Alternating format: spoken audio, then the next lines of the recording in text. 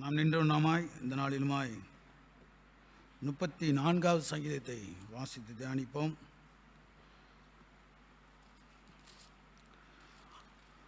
மாறி மாறி வாசிக்கலாம். கர்த்தரை நான் எக்காலத்திலும் ஸ்தோத்தரிப்பேன், அவர் துதி எப்போதும் என் வாயில் இருக்கும்.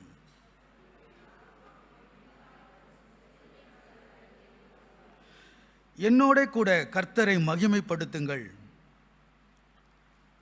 நாம் ஒருமித்து அவர் நாமத்தை உயர்த்துவோமாக.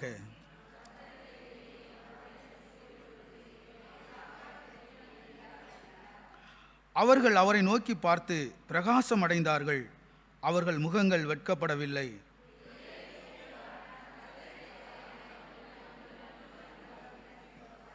கர்த்தருடைய தூதன் அவருக்கு பயந்தவர்களை சூழ பாளையம் இறங்கி அவர்களை விடுவிக்கிறார்.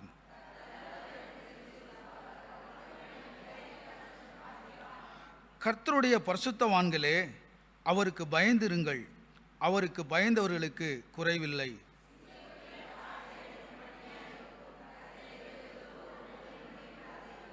பிள்ளைகளே, வந்து எனக்கு செவி கொடுங்கள், கர்த்தருக்கு பயப்படுதலை உங்களுக்கு போதிப்பேன்.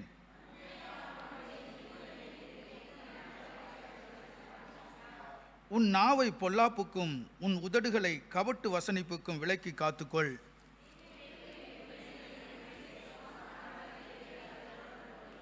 கர்த்தருடைய கண்கள் நீதிமான்கள் மேல் நோக்கமாயிருக்கிறது, அவருடைய செவிகள் அவர்கள் கூப்பிடுதலுக்கு திறந்திருக்கிறது.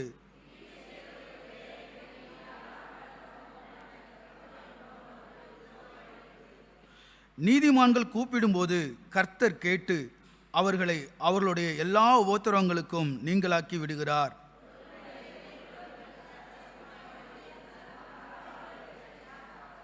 நீதிமானுக்கு வரும் துன்பங்கள் அநேகமாயிருக்கும், கர்த்தர் அவைகள் எல்லாவற்றிலும் நின்று அவனை விடுவிப்பார்.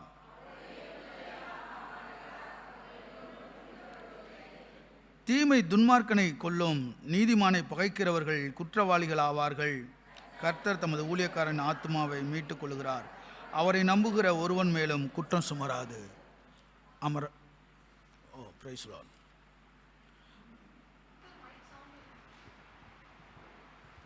Psalm chapter 34. I will extol the Lord at all times.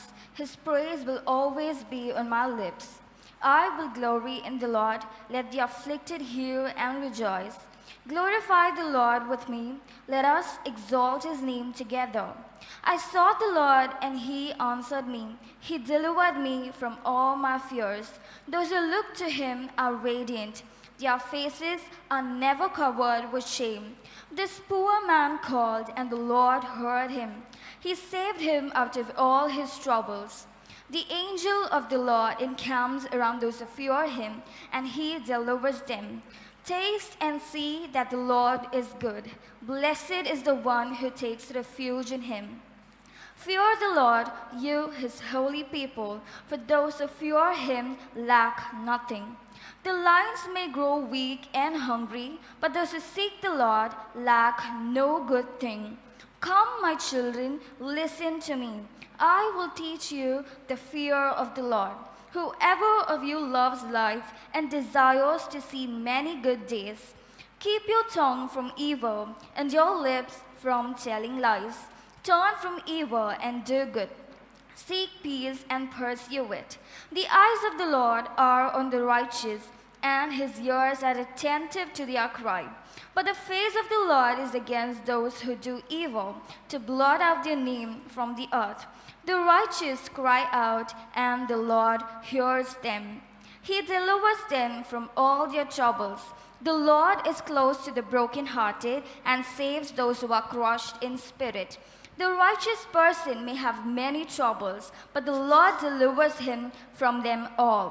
He protects all his bones, not one of them will be broken. Evil will slay the wicked, the foes of the righteous will be condemned.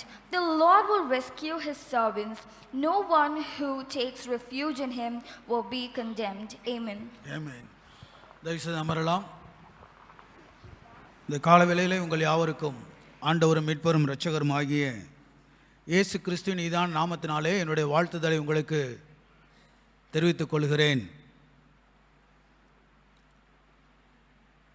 நாம் 2021 ஆண்டிலே முதல் மாதத்தை முடித்து 2ஆம் மாதத்துக்குள்ளாக முதல் வாரத்துக்குள்ளாக நாம் கடந்து வந்திருக்கிறோம். கடந்த நாட்களிலே கர்த்தர் நம்மை கண்மணி போல காத்து வந்திருக்கிறார். அவருக்கு மகிமை உண்டாகட்டும். இந்த நாளிலுமாய் நாம் 34வது சங்கீதத்தை தியானிக்கிற வேளையிலே முதல் 3 வசனங்களை முதலாவதாக தியானிக்கப் போகிறோம்.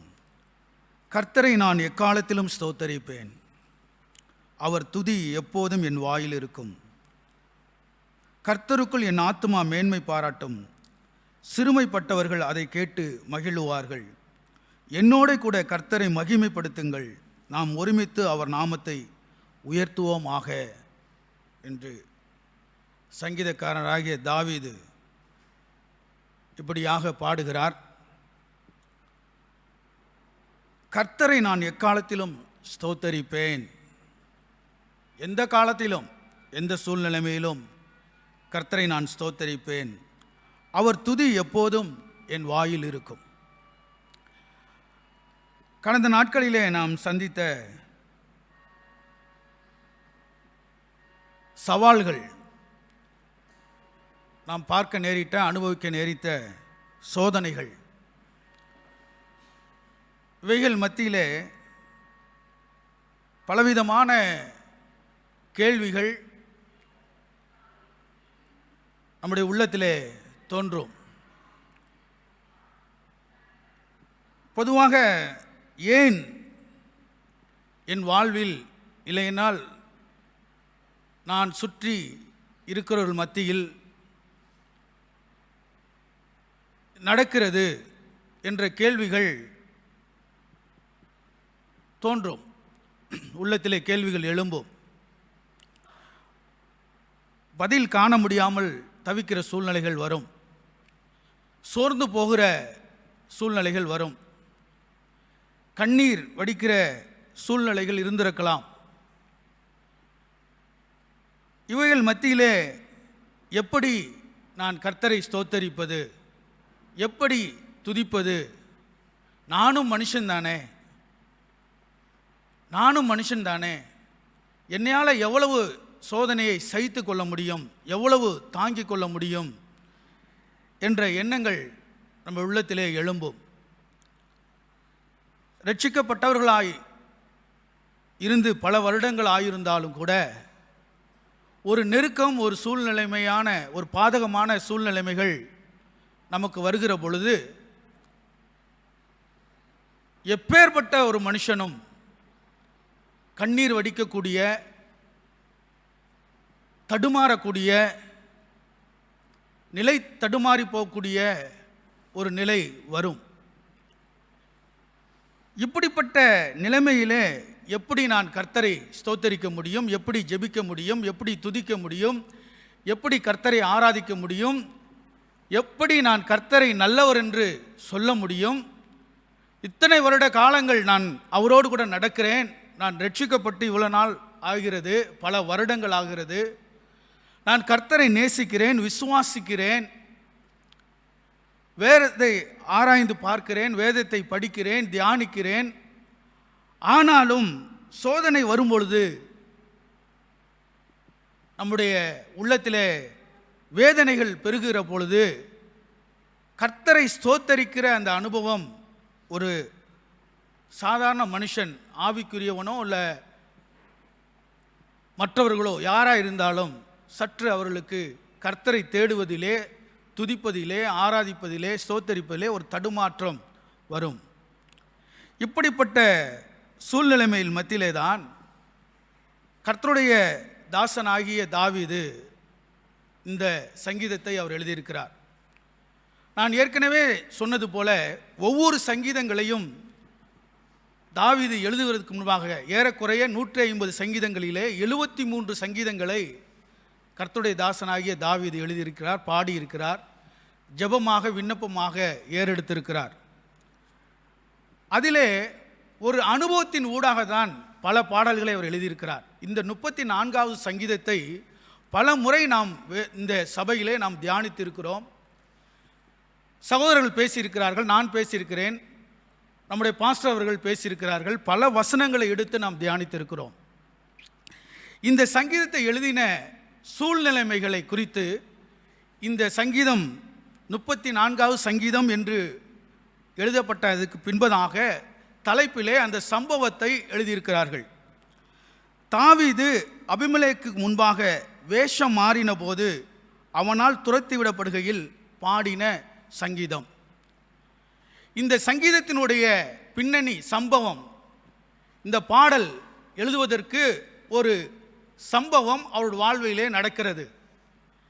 அது எப்படிப்பட்ட ஒரு சம்பவம் என்றால், குதூகலமான மகிழ்ச்சியான ஆர்ப்பரிக்கக்கூடிய ஒரு சம்பவம், ஒரு அனுபவம் தாவீதுக்கு ஏற்படவில்லை. மிகவும் நெருக்கமான ஒரு சூழ்நிலைமையிலே தன்னுடைய ஜீவன் தப்பும்படியாக அவன் ஓடும் பொழுது இந்த அபிமெலேக்கு முன்பாக வேஷம் மாறி போது பாடின சங்கீதம் என்று எழுதப்பட்டிருக்கிறது.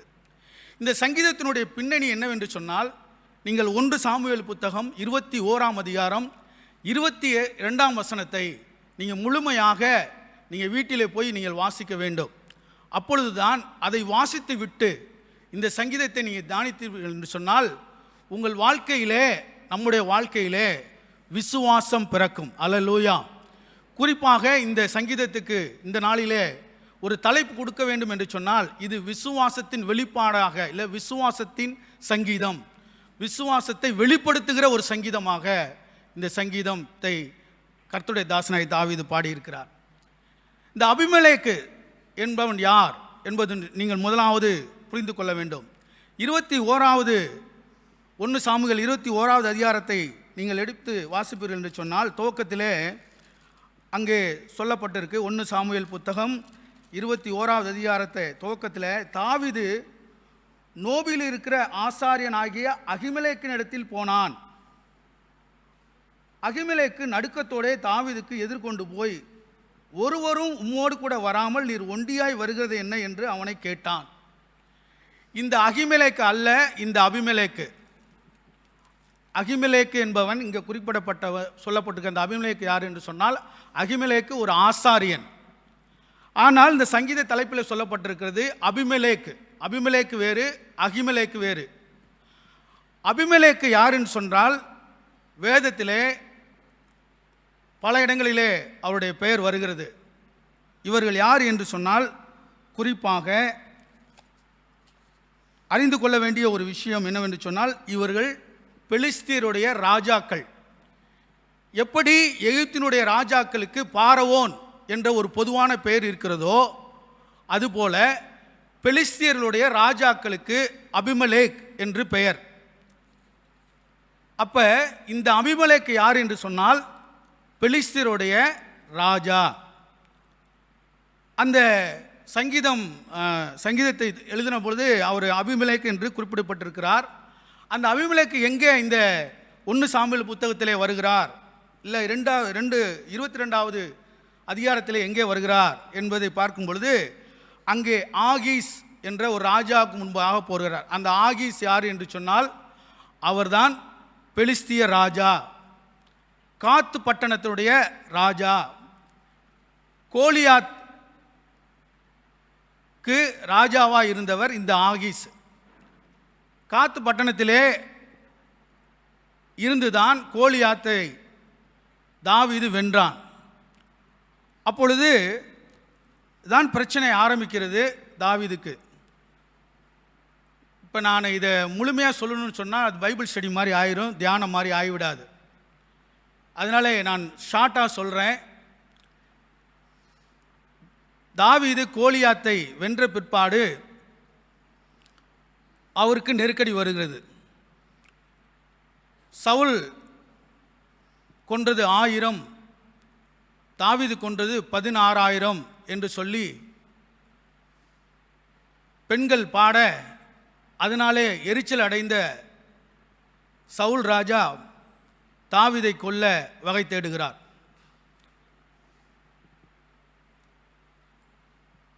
16ஆம் அதிகாரம் 1 சாமுவேல் 16ஆம் அதிகாரத்திலே முதலாவது அபிஷேகத்தை தாவீது ராஜா பெறுகிறார். மொத்தம் 3 அபிஷேகம் அவருக்கு இருந்தது. முதலாம் அபிஷேகத்தை பெற்ற பின்பதாக தான் இவர் இப்படிப்பட்ட ஒரு நெருக்கடியான சூழ்நிலைக்கு வருகிறார். பொறாமையினாலே அவரை கொல்ல வகை தேடுகிற பொழுது தேவன் எப்படி கர்த்தருடைய பிள்ளைகளை பாதுகாக்கிறார். சூழ்நிலைமைகள் பாதகமாக இருக்கும், நெருக்கடியாக இருக்கும். அதன் மத்தியிலே தேவன் தன்னால் அபிஷேகம் பண்ணப்பட்டவனை, முன்குறித்தவனை, தாயின் கருவிலே கண்டவனை எப்படி பாதுகாக்கிறார் என்பதற்கு தாவீதின் வாழ்வில் இருந்து அநேக காரியங்களை நாம் தெரிந்து கொள்ளலாம். சவுல் ராஜா பொறாமை கொள்கிறார். ஆனால் அவருடைய மகன் யோனத்தான் தாவீதோடு கூட நட்பு பாராட்டுகிறார்கள். 2 பேரும் உடன்படிக்கை செய்து கொள்கிறார்கள். ரொம்ப நெருக்கமான உயிர் தோழனாக சவுல் ராஜாவுடைய மகன் தாவீது ராஜாவுக்கு தோழனாக மாறுகிறார். உடனே யோனத்தான் சொல்கிறார், என்னுடைய தகப்பன் உன்னை கொல்ல வகை தேடி கொண்டிருக்கிறார். நீ உயிர் தப்பி பிழைக்க எங்கேயாவது ஓடிப்போ, உன் உயிரை நீ பாதுகாத்துக்கொள். என்னுடைய தகப்பனார் உன்மேலே அதிக கோபம் கொண்டவராய், பொறாமை கொண்டவராய் உன்னை கொல்ல வகை தேடுகிறார் என்று அவர் மூலமாய் செய்தியை தாவீது ராஜா கேட்கிறார். இப்போ இதெல்லாம் எதுக்கு சொல்கிறேன்? நான் கதை சொல்லலை.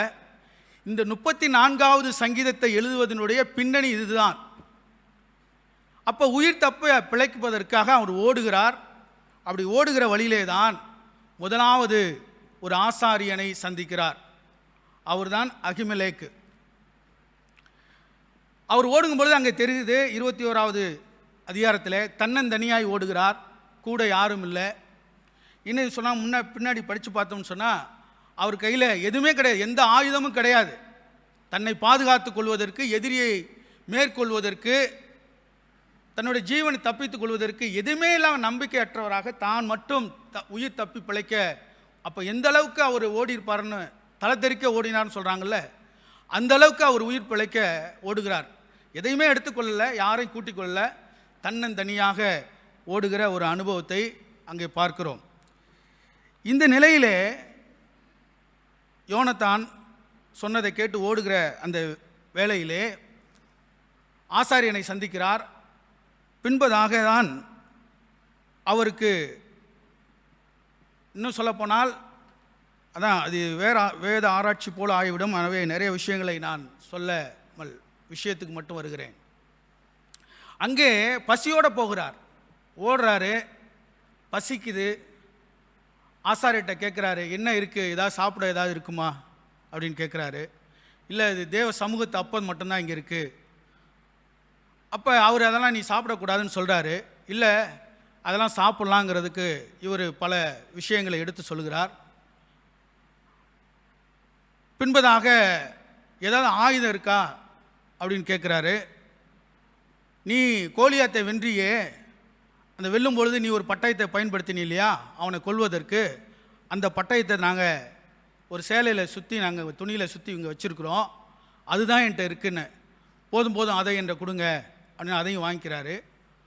வாங்கிக்கிட்டு அவர் திரும்ப போகிறாரு. போகும்பொழுது தான் ஆகீஸ் என்கிற காத் பட்டணத்திலே, ஆகீஸ் என்கிற 22வது அதிகாரத்திலே இருக்கிறது, ஆகீஸ் என்கிற ராஜாவை அவர் சந்திக்கிறார். அந்த ஆகீஸ் யாரு? பெலிஸ்திய ராஜா, கோலியாத்துக்கு ராஜாவாக இருந்தவர். இப்போ ஆகீஸ் ராஜாவுக்கு பலமாக இஸ்ரவேலை எதிர்கொள்வதற்கு, சவுலை எதிர்கொள்வதற்கு முன்னிலைப்படுத்தப்பட்ட கோலியாத்தை கொன்ற சூழ்நிலைமையில் அந்த ராஜாவிட்டே போகிறார். அவர் விடுவாரா? அவரை இவங்க மக்களே சொல்கிறாங்க, சவுல் கொன்றது 1000, தாவீது கொன்றது 16000 என்று சொல்லி. இப்படிப்பட்ட சூழ்நிலைமையில் அந்த ராஜா, எதிரி ராஜாட்டையே ஒரு போய் அங்கே அடைக்கலமாகிறார். அங்கே போகிறார். அங்கே போகும்பொழுது தான் அங்கே வேஷம் மாறுகிறார். தான் ஒரு பைத்தியக்காரனை போல வாயிலே சல்வாய் ஒழுவ நுரைத்தல்ல அங்கே நடிக்கிறார். அப்போ அவர் சொல்கிறாரு, ஏற்கனவே இங்கே ஏகப்பட்ட பைத்தியக்காரன் இருக்கான். அந்த ராஜா ஆகீஸ் ராஜா சொல்கிறார், இதெல்லாம் நீங்கள் 21, 22ஆம் அதிகாரத்தில் அதை நீங்கள் வாசிக்க முடியும். இப்போ இவனை வேற ஏன் கூட்டி வந்தீங்க அப்படின்னு சொல்கிறாரு. அப்போ அவன்கிட்டேருந்து தப்பிச்சு இவனை அனுப்பிச்சி விடுங்க, விரட்டி விடுங்க அவனை அப்படின்னு சொல்கிறாரு. அதை விட்டு அவர் தப்பித்து போகிறார். அங்கே தாவீது ராஜாவுக்கு நெருக்கம் வந்தது, உயிருக்கு ஆபத்து வந்தது. முதல்ல ஒரு ஆசாரனை சந்திக்கிறார், பின்பதாக எதிராளியான ராஜாவையே சந்திக்கிறார். எங்கள் மத்தியில் தான் அவர் வேஷம் மாறி நடிக்கிறார் உயிர் தப்ப. இப்போ நம்ம யோசித்து பார்க்கணும், ஏங்க ஒரு அபிஷேகம் பண்ணப்பட்டவர் அங்கே ஏன் பொய் சொல்லணும், இல்லை ஏன் அங்கே போய் நடிக்கணும்? இதெல்லாம் கேள்வி எழும்பும் நமக்கு. ஆண்டவர் எத்தகைய சூழ்நிலைமையில் மத்தியிலும் அவர் விரும்பி இது போகலை. தானாய் நெடுக போய் தண்டிக்கப்படுகிற ஒரு சூழ்நிலையில் அவர் தன்னை உருவாக்கி கொள்ளவில்லை, இது தானாய் வருகிறது. கோலியாத்து அவர் மேற்கொள்ளும் பொழுது விருத்த சேதனம் இல்லாத இவன் இஸ்ரவேலின் தேவனாய கர்த்தரை தூஷிப்பதா என்று வைராக்கியம் பாராட்டி அவனை கொன்றார். இப்போ அவருக்கு சூழ்நிலைகள் அவருக்கு எதிராக மாறுகிறது. கர்த்தருக்கு வைராக்கியம் பாராட்டின தாவீதுக்கு சூழ்நிலைமைகள் மாறுகிறது, ஆபத்து வருகிறது. இதையெல்லாம் எதற்கு தேவன் வேதத்திலே ஆவியானவர் நமக்கு எழுதி வைத்திருக்கிறார், வெட்ட வெளிச்சமாக எழுதி வைத்திருக்கிறார் என்று சொன்னால், இப்படிப்பட்ட சூழ்நிலைமைகள் அபிஷேகம் பண்ணப்பட்ட ஆவியானவருடைய நிறைவை பெற்ற கர்த்தருடைய வார்த்தையை பெற்றவர்களுக்கு இப்படிப்பட்ட சூழ்நிலைமைகள் வருகிற மத்தியிலே நாம் எப்படி அதை எதிர்கொள்வது, அந்த சூழ்நிலைமைகளை மேற்கொள்வது எப்படி நாம் கர்த்தரை துதிப்பது என்பதை குறித்தெல்லாம் நாம் திடப்பட வேண்டும், விசுவாசத்திலே பலப்பட வேண்டும் என்பதற்காகத்தான் இதையெல்லாம் தேவன் நமக்கு எழுதி வைத்திருக்கிறார். நமக்கு இப்படிப்பட்ட சூழ்நிலைமைகள் வரும் பொழுது நாம் கேட்போம், நான் என்ன தப்பு பண்ணினேன், நான் யாருக்கு என்ன துரோகம் பண்ணினேன், நான் தேவனிடம் வைராக்கி இஸ்ரவேலின் தேவனாகிய கர்த்தரை தூஷித்தவனை கொண்டது பாவமா? நான் அபிஷேகம் பண்ண நான் தேடி போய் அபிஷேகம் கேட்டேன். சாமுவேல் தீர்க்கதரிசி அவராக தானே எனக்கு அபிஷேகம் பண்ணினார், நான் எதையும் தேடி போகவில்லையே. முன் அறிந்தவர்களை, முன் குறித்தவர்களை தேவன் தெரிந்து கொண்டு அவர் மூலமாய் அவர் மகிமைப்பட தேவன் விரும்புகிறார். அவர் மகிமைப்பட நாம் விட்டு கொடுக்கும் பொழுது தேவனே நம் பக்கத்தில் எல்லா சூழ்நிலையில் மத்தியிலும் அவர் நம்மோடு கூட இருக்கிறார். இங்கே அவருக்கு ஒரு பிரசன்ஸ் ஆஃப் மைண்டை கொடுக்கிறார். தாவீது அங்கே போய் எதிராளி ராஜாட்ட போய் மாற்றிக்கிட்டார். அங்கே அவர் வேஷம் மாறுறார், உயிர் தப்பி பிழைத்து போகும்படியான சூழ்நிலையை தேவன் ஏற்படுத்தி கொடுக்கிறார். நமக்கு புத்தியை தேவன் கொடுத்திருக்கிறார். அபிஷேகம் பண்ணப்பட்டவர்களுக்கு ஆபத்து வருகிற பொழுது, நெருக்கங்கள் வருகிற பொழுது அது தப்பி போகும்படியான வழியும் தேவன் ஏற்படுத்தி தருகிறார். நமக்கு சோதனை வரும் பொழுது அது தப்பி போகும்படியான வழியை தேவன் நமக்கு ஏற்படுத்தி தருவார். நம்முடைய ஞானத்தை, நம்முடைய புத்தியை, தேவ அறிவை பெற்றவர்கள், வசனத்தை பெற்றவர்கள் புத்திமானாய் நடந்து கொள்ள வேண்டியது தலை போற ஒரு காரியம். நெருக்கங்கள் வரும். சில வேளைகளில் தேவன் அனுமதிக்கிறார், சில வேளைகளில் பிசாசு நம்மை சோதிக்கிறான். எல்லாமே பிசாசு சோதிக்கிறான்னு நம்ம சொல்ல முடியாது. அவைகள் மத்தியிலே தேவனுடைய வார்த்தையை கொண்டு, வசனத்தை கொண்டு, ஆவியானவர் கொடுக்கிற ஆலோசனையை கொண்டு அதில் ஜெயம் பெறுகிறவர்களாக இருக்க வேண்டியது தலை போற விஷயம். நெடுக போய் நான் என்ன பண்ணுறது, சூழ்நிலைகள் இப்படி வந்துருச்சு, இல்லை தேவன் உன்னை எதற்காக தெரிந்து கொண்டார் என்பதை நீ அறிந்து புரிந்தவனாய் இருந்து உனக்கு வந்த பாதகமான சூழ்நிலைமையை நீ ஜெயமுள்ளவனாக மேற்கொள்ள வேண்டியது நமக்கு மேல் விழுந்த கடமையாக இருக்கிறது. ஹல்லேலூயா, ஹல்லேலூயா. ஆகவே அவர் அந்த இடத்துல வேஷம் மாறி தப்பித்து போய் தான் இந்த பாட்டை அவர் பாடுகிறார். தேவன் அவரை பலப்படுத்துகிறார். எத்தகைய சூழ்நிலைமைகள் மத்தியிலும் நான் கர்த்தரை எக்காலத்திலும் நான் ஸ்தோத்தரிப்பேன். அவர் துதி எப்போது என் வாயில் இருக்கும். கர்த்தருக்குள் என் ஆத்துமா மேன்மை பாராட்டும். சிறுமைப்பட்டவர்கள் அதை கேட்டு மகிழுவார்கள். சிறுமைப்பட்டவர்கள் அதை கேட்டு மகிழ. அவர் துதிப்பது மாத்திரமல்ல, அவர் ஸ்தோத்தரிக்கிறது மாத்திரமல்ல, அநேகரை என் கூட எல்லோரும் சேர்ந்து வாங்க, நான் கர்த்தரை மகிமைப்படுத்துவோம். நான் துதிக்கிறது மாத்திரமல்ல, நான் ஸ்தோத்தரிக்கிறது மாத்திரமல்ல, அநேகரை அவர் அழைக்கிறார். யாரை அழைக்கிறார்? பணக்காரர்களா? வாழ்க்கையில ரொம்ப செல்வ செழிப்போடு வாழ்கிறவர்களா? உயர்ந்த அந்தஸ்து பெற்றவர்களா? இல்ல, சிறுமைப்பட்டவர்கள், ஒடுக்கப்பட்டவர்கள், நெருக்கப்பட்டவர்கள், கண்ணீரின் பாதையிலே நடக்கிறவர்கள், நம்பிக்கையற்று இருக்கிறவர்கள், கர்த்தரை தேட முடியாமல் தவித்துக் கொண்டிருக்கிறவர்கள், அப்படிப்பட்டவர்களை தாவீது ராஜா கூப்பிடுகிறார். எத்தனை விசுவாசம் அவருக்கு இருக்கும் என்று சொன்னால், நீங்க நெருக்கப்பட்டீங்க, அதெல்லாம் அவர் பார்க்கல. உன் சூழ்நிலைமையெல்லாம் நீங்க விலாவரியா அவர் பட்டிமன்றம் நடத்தலை. உனக்கு எப்படி வந்துச்சு, ஏன் வந்துச்சு, என்ன வந்துச்சு, அதெல்லாம் வரல. சிறுமைப்பட்டவர்களை நீ என்னோட வாங்க, கர்த்தரை ஒருமித்து மகிமைப்படுத்துவோம். தேவன் என்னுடைய சிறுமையை கண்ணோக்கி பார்த்தார், என்னுடைய நெருக்கத்தை அவர் கண்ணோக்கி பார்த்தார், எனக்கு வருகிற ஆபத்திலிருந்து என்னை தப்புவித்தார். நீங்க அப்படிப்பட்ட சூழ்நிலைமையில இருந்தால் நீ என்னோடு கூட, சிறுமைப்பட்டவர்களை என்னோட வாங்க, நாம் ஒருமித்து கர்த்தரை மகிமைப்படுத்துவோம் என்று சொல்றார். அல்லேலூயா. அதுதான் ஒரு அபிஷேகம் பண்ணப்பட்டவனுக்கு, தேவனாலே தெரிந்து கொள்ளப்பட்டவனுக்கு, முத்தரிக்கப்பட்டவனுக்கு, ஆவியானவருடைய நடத்திப்பை பெற்றவனுக்கு, கர்த்தருடைய வார்த்தையை பெற்றவனுக்கு இருக்க வேண்டிய ஒரு மிகப்பெரிய ஒரு ஸ்லாக்கியம். தாவீது ராஜாவிடம் அது இருந்தது. சிறுமைப்பட்டவர்களே, நானே தவிச்சுக்கிட்டு இருக்கேன், நான் எங்க உன்னை கூப்பிடுறது, நானே நம்பிக்கையற்றவனா ஓடிட்டு இருக்கேன், ராஜாட்ட நான் வேஷம் மாதிரி நடிச்சுக்கிட்டு வந்திருக்கிறேன், உன்னை யாரையா கூப்பிடுறது, உனக்கு யாருக்கு வாழ்வு கொடுக்கறது இல்லை. என்னை தேவன் தப்புவித்தார், நெருக்கத்திலிருந்து என்னை விடுதலை ஆக்கினார், என்னை அழைத்தவர் உண்மை உள்ளவர், என்னை அபிஷேகம் பண்ணப்பட்டவர் உண்மை உள்ளவர், இஸ்ரவேலின் தேவனாய கர்த்தர், நான் ஆராதிக்கிற தேவன் உண்மை உள்ள தேவனாய் இருக்கிறார், வல்லமையுள்ள தேவனாய் இருக்கிறார். சிறுமை எப்படிப்பட்ட சூழ்நிலையிலே உனக்கு இருந்தாலும், நெருக்கங்கள் வந்தாலும், நம்பிக்கையற்ற சூழ்நிலைமைகள் வந்தாலும், வாழ்க்கையிலே எதையுமே நான் நினைத்து பார்க்க முடியவில்லை, எதிர்காலத்தை யோசிக்க முடியவில்லை, எனக்கு இருக்கிற நிலைமையை பார்த்தா நான் இன்னும் எத்தனை நாட்கள் வாழ்வேன் என்பது எனக்கு தெரியாது என்ற சூழ்நிலையில் சொல்லி அவர் பதற்றல, தடுமாறல, விசுவாசத்தில் தடுமாறல. அதனால தான் நான் சொன்னேன், இது விசுவாசத்தின் வெளிப்பாடாக எழுதப்பட்ட சங்கீதம், இது விசுவாசத்தின் ஒரு சங்கீதம், கர்த்தருடைய பிள்ளைகளுக்கு எழுதப்பட்ட ஒரு சங்கீதம். இது கர்த்தரை ஆராதிக்கிறவர்களுக்கு எழுதப்பட்ட சங்கீதம்.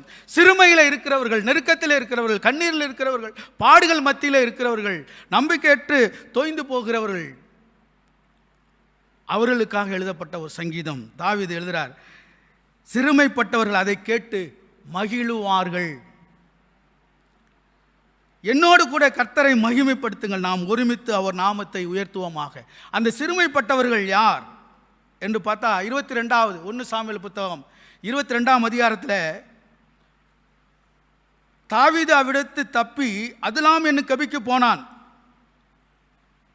அதை அவன் சகோதரரும் அவன் தகப்பன் வீட்டார் அனைவரும் கேட்டு அங்கே அவனிடத்திற்கு போனார்கள். ஒடுக்கப்பட்டவர்கள், கடன்பட்டவர்கள், முறுமுறுக்கிறவர்கள் யாவரும் அவரோடு கூட கூடிக்கொண்டார்கள். அவன் அவர்களுக்கு தலைவனானான். யாருக்கு தலைவனானான்? ஏறக்குறைய 400 பேர் அவனுக்கு தலைவன் ஆகிறாங்க. எப்படிப்பட்டவங்க? ரொம்ப படித்தவங்க, ரொம்ப ஞானத்தில் சிறந்தவங்க, ரொம்ப செல்வப்பு உள்ளவங்க, சமுதாயத்தில் உயர்ந்த அந்தஸ்தில் இருக்கிறவங்க, அப்படிப்பட்டவங்க அல்ல. நம்மள்ட்ட யார் சேருவா? ஒரு சமீபத்தில், நேரம் ஆயிடுச்சு, டைம் இஸ் ஓவர், ஒரு ஊழியக்காரர் சொல்கிறார், ஏன் இந்தியாவிலே தேவன் முழுமையாக இயேசுவை ஏன் இந்தியா ஏற்றுக்கொள்ளவில்லை, முழுமையாக ஏற்றுக்கொள்ளவில்லை? இயேசு கிறிஸ்துனுடைய சீசரில் ஒருவனாகிய அப்போஸ்தலனாகிய தோமா இந்த தேசத்திலே வந்து சுவிசேஷத்தை அறிவித்து இரத்த சாட்சியாய் மரித்த பிற்பாடும் 2021 ஆண்டுகள் அடைந்தோம், இன்னும் சிறுபான்மை மக்களாக ஏன் இருக்கிறார்கள்? அவர் ஒரு ஆராய்ச்சி செய்ததாகவும் அதிலே இன்னென்ன குறைகள் இருப்பதாகவும் அவர் சுட்டி காட்டுறார். அதில் அவர் சொல்கிற விஷயம், ஏன் டாக்டர்ஸ் ரட்சிக்கப்படலை, ஏன் இன்ஜினியர்ஸ் ரட்சிக்கப்படலை, ஏன் பெரிய அதிகாரிகள் அமைச்சர்கள் ரட்சிக்கப்படலை, நாட்டை ஆளுகிற தலைவர்கள் ஏன் ரட்சிக்கப்படலை, இப்படியெல்லாம் அவர் பல காரியங்களை சொல்கிறார். ஆனால் தாவீது ராஜாவுக்கு அவர் தலைவராக தேர்ந்து கொள்ளப்பட்ட அந்த ஜனங்கள் யார்? ஒடுக்கப்பட்டவர்கள், கடன்பட்டவர்கள், முறுமுறுக்கிறவங்க. இவர்கள் தான் அவர் 400 பேருக்கு தலைவனாக அந்த நேரத்தில் மாறார்.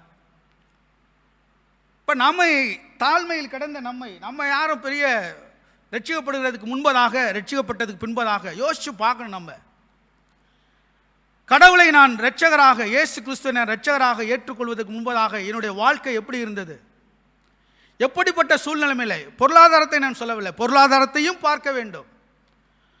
அதையும் காட்டிலும் தேவன் பாவத்திலும் சாபத்திலும் அக்கிரமத்திலும் கிடந்த நம்மை தேவன் அவருடைய முன்குறித்தலின்படியே, அவருடைய தீர்மானத்தின்படியே அழைக்கப்பட்டவர்களாய், முத்தரிக்கப்பட்டவர்களாய், அபிஷேகம் பண்ணப்பட்டவர்களாய் தேவன் இன்றைக்கு வைத்திருக்காருன்னு சொன்னால், அந்த முன்னிலைமையை பார்த்து பின்னிலைமையை நம்ம யோசித்து பார்க்கணும். அந்த மேன்மையை நம்ம பார்க்க தவறுறோம்.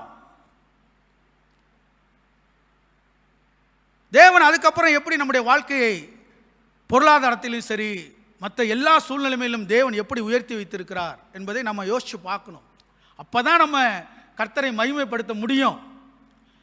இதெல்லாம் நடக்கிறது தான், எல்லாருக்கும் நடக்கிறது தான் அப்படின்னு நம்ம யோசிக்க தவறுறோமே. இதுக்காக தான் இந்த தியானங்களெல்லாம் நம்ம கொடுக்குறோம். எத்தனையோ பேருக்கு இல்லாததை தேவன் எனக்கு கொடுத்திருக்கிறார், ரட்சிப்பை கொடுத்திருக்கிறார், பரிசுத்தாவின் அபிஷேகத்தை கொடுத்திருக்கிறார், இப்படிப்பட்ட ஒரு ஐக்கியத்தை கொடுத்திருக்கிறார், சபை ஃபெல்லோஷிப்பை நமக்கு தேவன் கொடுத்திருக்கிறார். உற்றார் உறவினர்கள் நம்மளை கைவிட்டு போடலாம், ஆனால் அந்த சபை உங்க கூட நிற்கிது. ஹல்லேலூயா, ஹல்லேலூயா. நண்பர்கள் கைவிட்டு விடலாம், இதையும் தாண்டி தேவன் உங்களோடு கூட இருக்கிறார். ஹல்லேலூயா. கர்த்தர் இருக்கிறார், கர்த்தருடைய பிள்ளைகளாகிய நாம் நிற்கிறோம். ஹல்லேலூயா. அப்போ ஒடுக்கப்பட்ட நிலைமையிலே, சிறுமைப்பட்ட நிலைமையிலே, முறுமுறுக்கிற நிலைமையில் இருக்கிறவர்களை எந்த அளவுக்கு இவர் விசுவாசத்தில் தேறினவராக வல்லவராக தாவீது இருப்பார் என்று சொன்னார். நீங்கள்லாம் என்னிடம் வாங்க, நாம் ஒருமித்து கர்த்தரை ஸ்தோத்தரிப்போம், அவரை மகிமைப்படுத்துவோம்னு சொல்ல முடியும். ஹல்லேலூயா. அது அவருக்குள்ளே இருந்த அபிஷேகம், அவர் தேவன் யார் என்பதை அறிந்த அந்த அனுபவம், அதுதான் தேவன் அவனை உயர்த்தியது. அவர் அனுபவத்தை பல இடங்களிலே சொல்லுகிறார். நான் ஆடு மேடிச்சிட்டு இருந்தேன், ஒரு முறை கரடி வந்துச்சு, அதை மேற்கொள்ள தேவன் எனக்கு பலம் கொடுத்து. இந்த கோலியாத்தி எம்மாத்திரம், இந்த பெலிஸ்தியன் விருத்த சேதனம் இல்லாதவன் எம்மாத்திரம். தேவன் நம்மை வெட்கப்படுத்தாதவர். அவன் மேலே விசுவாசம் வைக்கிற அனைவரும் பாக்கியவான்கள். விசுவாசி அவன் என்றும் பதறான். நான் ரட்சிக்கப்படுறதுக்கு முன்னாடி ஃபாதர் வந்து விசுவாச கீதங்கள் பாடி முட்டாரு. விசுவாசி அவன் என்றும் பதறான். அப்போ விசுவாசினா என்னன்னு தெரியாது, ஆனால் விசுவாசங்கிற வார்த்தை தெரியும். இப்போ நம்ம எல்லாரும் ஒருத்தர் அவங்க விசுவாசி, இவங்க விசுவாசி, கர்த்தருடைய விசுவாசின்னு சொல்லிக்கிறோம்ல. அப்போ அந்த விசுவாசிக்கு நம்ம சொல்ல விசுவாசம், அதை விசுவாசிக்கிறவன் விசுவாசிங்கிறது தான் நமக்கு தெரியும். அவன் அங்கூரம் இயேசுவில் உண்டு, ஆபத்தை கண்டென்றும் அஞ்சான், அசையாத விசுவாசம் கொள்வான். அந்த பாடலை ஃபாதர் பாடினார். அப்போல்லாம் நான் ரட்சிக்கப்படாத காலம், ஆர்சியில் இருந்த காலம். இதெல்லாம் என்னுடைய வாழ்க்கையில், இந்த வாலிப நாட்களில் நம்பிக்கையற்ற சூழ்நிலையில் நான் வாழ்ந்த பொழுது இந்த வார்த்தைகள், வேதம் எனக்கு அதிகம் தெரியாது, ஆனால் அந்த வார்த்தைகள், அவர் பாடின பாடல் என்னை விசுவாசத்தில் பலப்படுத்தினது. ஹல்லேலூயா, ஹல்லேலூயா. விசுவாசி அவன் என்றும் பதறான். அவர் பதறலை, ஞானமாக நடந்து கொண்டார். ஆபத்து வரும்பொழுது ஞானமாக நடந்து கொண்டார். அந்த ஞானத்தை தேவன் எதிர்பார்க்கிறார். அவர் துவக்கத்தில் பார்க்கிறோம். டைம் ஆயிடுச்சு. ஒரே ஒரு வார்த்தையை நான் சொல்லிக்கொண்டு முடிக்க விரும்புகிறேன். மீண்டும் வாய்ப்பு கிடைக்கும் என்றால் இந்த சங்கீதத்தை பின்பதாக வாசிக்கலாம். அவர் தேவ சமூகத்தை அப்பத்தை சாப்பித்தார். ஆசாரியிடம் பல காரியங்களை பேசிச்சு அப்பத்தை வாங்கி பசிக்கு சாப்பிட்டார்.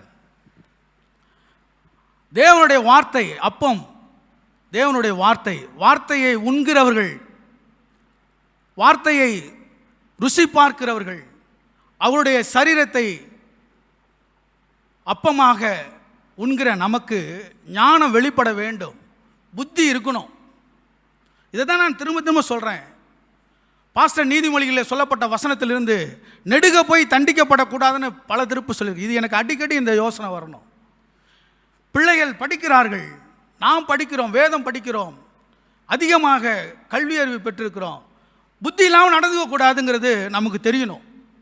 கர்த்தருடைய வார்த்தையை ருசிக்கிறவர்கள், அவருடைய சரீரத்தை அப்பமாக ஞாயிறு தோறும் இல்லை என்றால் மாதம் ஒரு முறை 2 முறை நாம் தேவனுடைய சரீரத்தை அப்பமாக உண்கிற நமக்கு, தேவனுடைய வார்த்தையை ருசி பார்க்கிற நமக்கு, தியானிக்கும் பொழுது அவரை ருசிக்கிறோம், நாம் வார்த்தையை ருசிக்கிறோம், உட்கொள்கிறோம், நம்ம அனுபவமாக்குகிறோம். அதிலேருந்து ஒரு பலன் வரணும், அதிலேருந்து ஒரு ஜீவன் வரணும், அதிலேருந்து ஒரு நம்பிக்கை வரணும், அதிலேருந்து ஒரு விசுவாசம் வரணும். எங்கேயாவது போய் நெடுக போய் தண்டிக்கப்பட்டுட்டு கர்த்தர் என்னை சோதித்தான்னு சொல்லக்கூடாது. அப்படி சொல்லலை தாவீது, எந்த இடத்துலையும் சொல்லலை. நெருக்கத்தின் மத்தியில் அவர் புலம்பல, கர்த்தரை தூசிக்கல. மத்தியிலே ஒடுக்கப்பட்டவர்கள், சிறுமைப்பட்டவர்கள், நம்பிக்கையற்றவர்கள், கண்ணீரின் பாதையில் இருக்கிறவர்கள், முறுமுறுக்கிறவர்கள், அவர்களை கூப்பிட்டு நீங்கள் எல்லாம் என் கூட வாங்க, கர்த்தரை ஒருமித்து ஸ்தோத்தரிப்போம், அவரை மகிமைப்படுத்துவோம் என்று சொல்லி சொன்னார். அந்த அனுபவம் நமக்குள்ளே வருகிற பொழுதுதான் எழுப்புதலுள்ள சந்ததியாக, ஒரு குடும்பத்தை கட்டுகிறவர்களாக, ஒரு சபையை கட்டுகிறவர்களாக, அநேகரை ஆதாயமாக்கி கொள்ளுகிறவர்களாக நாம் மாற முடியும். ஹல்லேலூயா. அதை விரும்புவோம், வாஞ்சிப்போம். கர்த்தர் தாமே இந்த சங்கீத பகுதியை ஆசீர்வதிப்பாராக.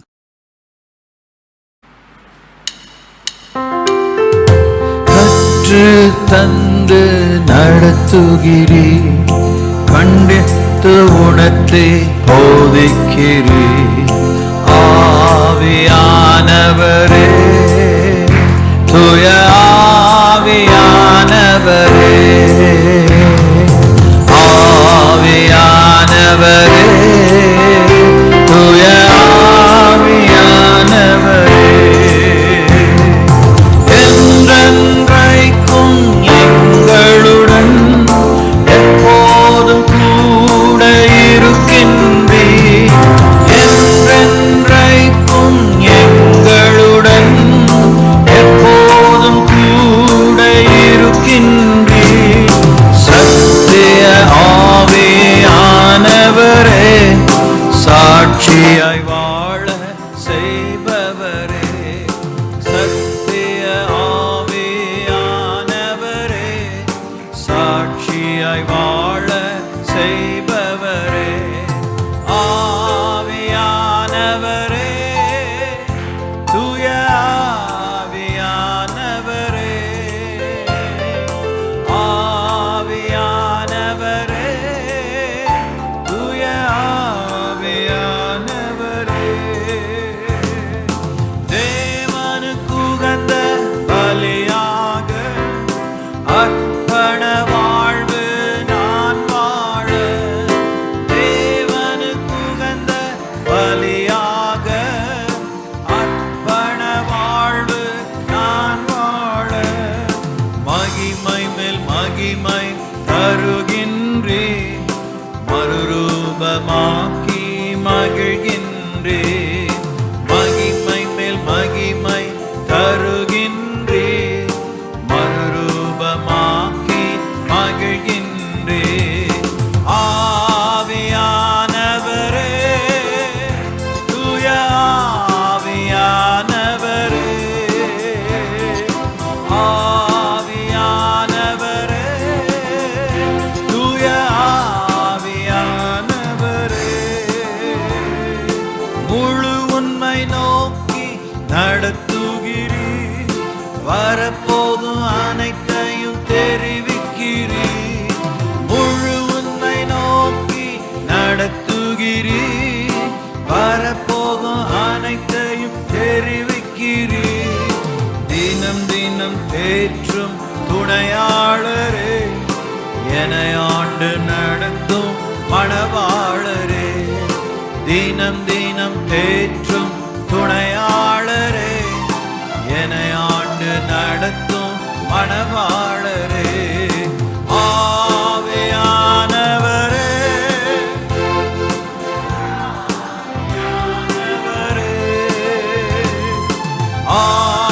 ஆவியானவரே, தூய ஆவியானவரே, கற்று தன் நடத்துகிறீர், கண்டித்து உணர்த்தி போதிக்கிறீர். ஆவியானவரே, தூய ஆவியானவரே, ஆவியானவரே, தூய ஆவியானவரே. கர்வம்.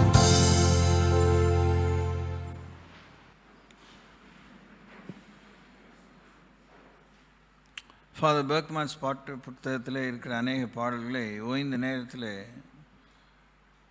எடுத்து பாடி பாருங்கள், அது உங்களுக்கு உதவியாக இருக்கும். தொடர்ந்து ஒரு நாளும் ஒரு நாளையும் வீணாக்காமல் நடைமுறையில் கிறிஸ்தவ வாழ்க்கை வாழ கேட்டுக்கிட்டே இருங்க, ஞானம் கேட்டுகிட்டே இருங்க, கிருபை கேட்டுகிட்டே இருங்க. சபைக்கு வந்து சும்மா அட்டண்டன்ஸ் கொடுத்து பெஞ்சை சூடேற்றுற வாழ்க்கையில் திருப்தி ஆகாதீங்க. கதறி கை கூப்பி கெஞ்சி கேட்கிறேன், யாருக்குள்ளேயாவது அக்கினி பத்திக்கணும். Don't you be satisfied just giving attendance, church attendance. That's not Christianity. குறிப்பாக the final momentsல அவருக்கு முன்னாடி நிற்கணும். We have to present our accounts. எவ்வளவு பிரமாதமான உபதேசங்களை கேட்டறிஞ்சாலும் நம்ம லைஃப் வந்து ஆண்டவர் கைகளில் ஏற்புடையதாக இருக்கணும், கனி கொடுக்கணும். There is no second opinion. இதெல்லாம் அச்சுறுத்தலாக நீ நினைக்கக்கூடாது. நிறைய சொல்லியிருக்கிறேன். ஏன் சாமி 66 புத்தகத்தை எழுதிட்டு திரும்பி திரும்பி அதையே நமக்கு ரிவிஷனாக தான் கொடுக்குறாரு, புதுசாக ஒன்று எழுதலையே அப்படின்னா அது தேவைங்கிறனால தான் அவர் பேசுகிறாரு. ப்ளீஸ், ரெஹபத் பெனியலாச்சும் புத்தியில் கன்னிகைகளாக எழும்பிடணும். எந்த வயசில் இருக்கிறவங்களையும் நீங்கள் எழும்பிடணும்.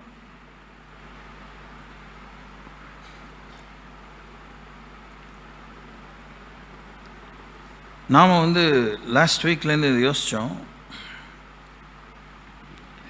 அதான் நம்ம இன்றைக்கி யோசிக்க போகிறோம்.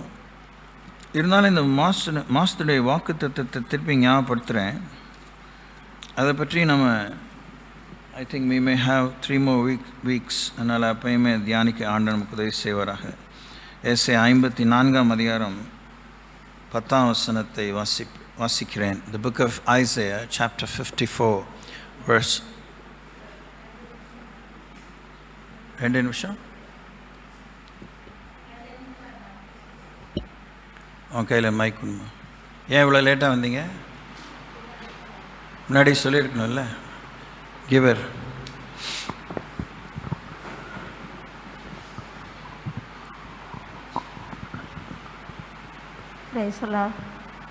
கர்த்தருக்கு ஸ்தோத்திரம். கடந்த நவம்பர் மாதம் நான் நினையாத ஒரு காரியம் எனக்கு நேரிட்டது. நான் கொஞ்சமும் எதிர்பார்க்கல. ரொம்ப பாதுகாப்பாக இருந்தும். உங்கள் மாஸ்க் எடுத்துகிட்டு பேசுங்க.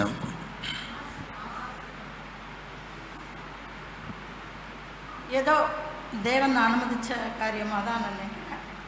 அதிலேருந்து என்னை வந்து அற்புதமாக தேவன் வந்து 20 வருஷம் சுகரில் இருந்த எனக்கு, ஆனால் எனக்கு சுகம் கொடுத்து நல்லபடியாக கடந்த காலத்தில் என்னை நோயில் இருந்து பலத்தை கொடுத்து நோயை நீக்கி நல்லபடியாக என்னை வந்து மறுபடியும் மீண்டும் அவரோட சபைக்கு கூட்டி வந்திருக்காரு. அதற்காக நன்றி. ஜெபித்த ஊழியக்காரர் மற்றும் என் சகோதர சகோதரிகளுக்கு ரொம்ப நன்றியை தெரிவிச்சுக்கிறேன். உங்கள் ஜெபத்தையும் கேட்டு எனக்கு சுகம் கொடுத்த தேவனுக்கு கோடா கோடி நன்றி. நன்றியை தெரிவிச்சுக்கிறேன். Praise God. Hallelujah. அவங்களுக்கு இன்னொரு சாட்சி, COVID-19 விக்டர், நாட் விக்டிம். கரையை தட்டுவோம். இந்த COVID-19 ஒரு வேடிக்கை என்ன தெரியுமா? அது ஒரு புது நோயா, அந்த பழசெல்லாம் எடுத்துகிட்டு போயிடுது வந்தவுடனே. அக்கா எல்லாம் வரட்டும், நான் சொல்ல வரல. சிலருக்கு அப்படிலாம் நடக்குது. Lots of interesting matters around Covid. சரி, ஏசாயா 54:10, மலைகள் விலகினாலும் பர்வதங்கள் நிலை பெயர்ந்தாலும் என் கிருபை உன்னை விட்டு விலகாமலும் என் சமாதானத்தின் உடன்படிக்கை நிலை பெயராமலும் இருக்கும் என்று உன்மேல் மனதுருகிற கர்த்தர் சொல்லுகிறார். ஒரு முறையெல்லாம் சேர்ந்து வாசிப்போம். மலைகள் விலகினாலும் பர்வதங்கள் நிலை பெயர்ந்தாலும் என் கிருபை உன்னை விட்டு விலகாமலும் என் சமாதானத்தின் உடன்படிக்கை நிலை பெயராமலும் இருக்கும் என்று உன்மேல் மனதுருகிற கர்த்தர் சொல்லுகிறார். வாக்குத்தத்தங்களை இப்படி இந்த இதமான வாக்குத்தத்தங்களெல்லாம் புரிஞ்சுக்கிறதுக்கும் ஒரு புத்தி வேணும், ஒரு பொறுப்புணர்ச்சி வேணும். வாய்க்கு வந்த மாதிரி கடவுள் பேசுகிறது இல்லை. குருட்டு போன விட்டத்தில் தானது போல் அப்படிலாம் தொங்கலாம் முடியாது. யாரையும் சாமி ஓர வஞ்சனையாக நடத்த போகிறதையில நடத்தினதாக வேத சரித்திரத்தில் இடமே இல்லை. ஸோ தேவன் இப்படி ஒரு என்கரேஜிங்காக ஒரு ப்ராமிஸ் கொடுத்துருந்தாலும் அதில் நிறைய கண்டிஷன்ஸ் இருக்கிறத நீங்கள் கவனிக்கணும். உங்களுடைய தனிப்பட்ட வாழ்க்கையிலையும் நீங்கள் கவனிக்கணும். உங்களை வைத்திருக்கிற சமுதாயத்திலும் குடும்பத்திலும் சபையிலும் தேசத்திலும் நீங்கள் அதை யோசிக்கணும். அதில் ஆண்டவர் யூஸ் பண்ணின அந்த உருவக பேச்சை, ஓமான ஓமேயத்தெல்லாம் நீங்கள் கவனிக்கணும். ஓகே, ஆனால் அவர் சொன்னது தான். அவர் சொன்னதை நீட்டாக நடத்துவார், பிரமாதமாக நடத்துவார். அதனால் இந்த ஒரு வல்லமையான ஒரு வாக்குத்தத்தம் தான். அந்த வழியில் நாம் நடந்தோன்னா இங்கே சொன்ன மாதிரியே தான் நடக்கும். கடவுள் சொன்னதை சொன்னதுக்கு மேலே செய்வார், சொன்னது கீழே செய்வார்லாம் நம்ம யோசிக்க அவசியமே இல்லை. அவர் சொன்னதை மாத்திரம் செய்கிறவர், வசனித்ததை நிறைவேற்றுகிறவர். சொன்னதை செய்யாமல் இருப்பாரோ வசனித்ததை நிறைவேற்றாமல் இருப்பாரோ அப்படிங்கிற வேதத்தில் நம்ம பார்க்குறோம். சரி, இன்றைக்கி நாம் தொடர்ந்து லாஸ்ட் வீக் அந்த விஷயத்தை யோசிப்போம். Rising above the storms of life. நம்முடைய வாழ்விலே வீசும் எல்லா விதமான புயல்கள் மத்தியிலே, சவால்கள் மத்தியிலே நாம் எழும்பி வாழ வேண்டும். அதற்கு பல கோணத்திலே மறுபடியும் நான் உங்களுக்கு வலியுறுத்தி வருகிறேன். சீஷத்துவத்தின் மெய்யான சீஷத்துவத்தின் வாழ்வு மாத்திரம்தான் இந்த விஷயத்தில் முழு ஜெய வீரர்களாக வாழ்வதற்கு சாத்தியக்குறை ஏற்படுத்தி கொடுக்கும். True discipleship lifestyle alone can empower a person to rise above every storms of life. அதை தவிர தரக்குறைவாக வாழ்கிற காம்ப்ரமைசிங் ஸ்டாண்டர்ட்ஸ் உள்ள எந்த ஒரு வாழ்க்கையும் புயலிலே சிக்குண்டு சின்ன பின்னமாவதுக்கு தான் சரியாக வாய்ப்பு இருக்குது. அதை தீர்க்கதரிசிகளின் மேலானவர், மந்தையின் பிரதான மேய்ப்பன், சாலமோனிலும் பெரியவர், யோனாவிலும் பெரியவர், ஓய்வு நாளுக்கும் ஆண்டவராக இயேசு சொல்லியிருக்கிறார். சீஷன் சீஷி என்பது ஒரு பெரிய அந்தஸ்து, மரியாதைக்குரிய அந்தஸ்து. இன்னும் கூட சொல்லப்போனால் நம்பிக்கைக்குரிய ஒரு அந்தஸ்து. இந்த விசுவாச கீதங்களில் ஒரு வார்த்தை ஆம்ஸ்ட்ராங் உபயோகித்தார், நங்கூரம். A true disciple has such a powerful anchor.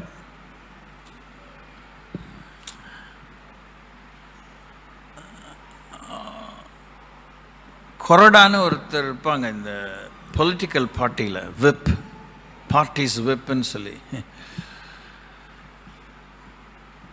இந்த உலக வாழ்விலே கர்த்தராகிய இயேசு கிறிஸ்துடைய கொரடா தான் ஒவ்வொரு மெய்யான சீஷன். பார்ட்டியுடைய விப்புக்கு என்ன அந்தஸ்து, இப்போ நான் அதை உங்களுக்கு சொல்லித்தரத்துக்கு நான் வரல. நீங்கள் அதெல்லாம் அந்த பொது அறிவில் கற்றுக்க வேண்டிய விஷயம். ஸோ அந்த சீஷன் சீஷி என்கிற அந்தஸ்தை, அது பொறுப்புள்ள அந்த நம்பிக்கைக்குரிய அந்தஸ்தை நீங்கள் கோட்டை விட்டுறக்கூடாது, பறி கொடுத்துடக்கூடாது.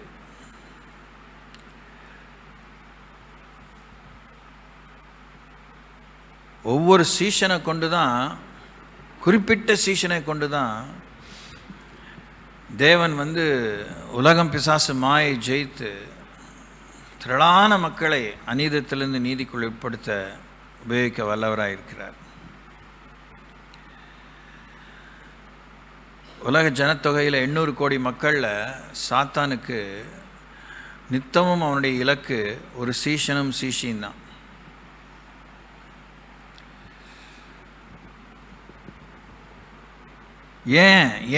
ஏன்னு ஓயாத அந்த கேள்விகள், அந்த ரீங்காரத்தின் மத்தியில் வாய் மீ அப்படின்னு நீங்கள் கேட்டுட்ருப்பீங்க. ஏன்னா சாத்தானுக்கு தெரியுது, அந்த ஒருவன் அந்த ஒருத்தி, அந்த சீஷன் அந்த ஒரு சீஷினால் அவன் ராஜ்யமே அழிஞ்சு போகிறதுக்கு, அவன் திட்டமே தவிடுபடி ஆகிறதுக்கு கர்த்தராலே அந்த பாத்திரத்தை தேவன் உபயோகிக்க முடியும் என்பதை அவன் அறிந்து வைத்திருக்கிறான். அதனால தான் 12 பேரில் ஒருத்தனை அவன் முறித்தான். 12 பேரில் ஒருத்தனை மறுதளிக்க வைத்தான். 12 பேரில் ஒருத்தனை வெளான கையை போட்டால் தான் நம்புவேன்னு சொல்லி நம்பிக்கையிலே தடுமாற வைத்தான். இயேசு உலகத்துக்கு வரப்போகிறாருங்கிறத பற்றிய முன்னோடியாக இருந்த யோவான் ஸ்நானகனை அவரிடத்தில் இடரல் அடைய, மனத்தாங்கல் அடைய வைத்தான். தூங்காமல் கேளுங்க, எவ்வளோ விஷமத்தனமான விஷயங்கள் உலகத்தில் நடக்குது. ஒரு 3ஆம் உலக யுத்தம் ஏற்படுவதற்கு சூழல்கள் வேகமாக கைக்குடி வந்து கொண்டிருக்கிறது. B-52 ஸ்டெல்த் பாம்பர்லாம் ஈரான் மேலே அமெரிக்கா பறக்க விட்டு கொண்டிருக்கிறது. அந்த மிடில் ஈஸ்டில் சுச்சுவேஷன்ஸ் ரொம்ப வாலட்டைலாக இருக்குது. ஸோ அது ஒரு முக்கியமான தீர்க்கதரிசன குறிப்பு. கூடுதலாக அந்திக்கிறிஸ்து வெளிப்படுவதற்கு அனைத்து தேசங்களிலும் பொருளாதார ரீதியிலே நெருக்கடிகள் ஜபர்தஸ்தாக கொண்டு வரப்படுகிறதை பார்க்கிறோம். இதன் மத்தியில் ஒரு சின்ன குடும்ப அளவிலே, ஒரு தனிப்பட்ட அளவிலே, ஒரு சமுதாய அளவிலே, ஒரு 2 பேர் இருக்கிற ஃப்ரெண்ட்ஷிப் மத்தியில்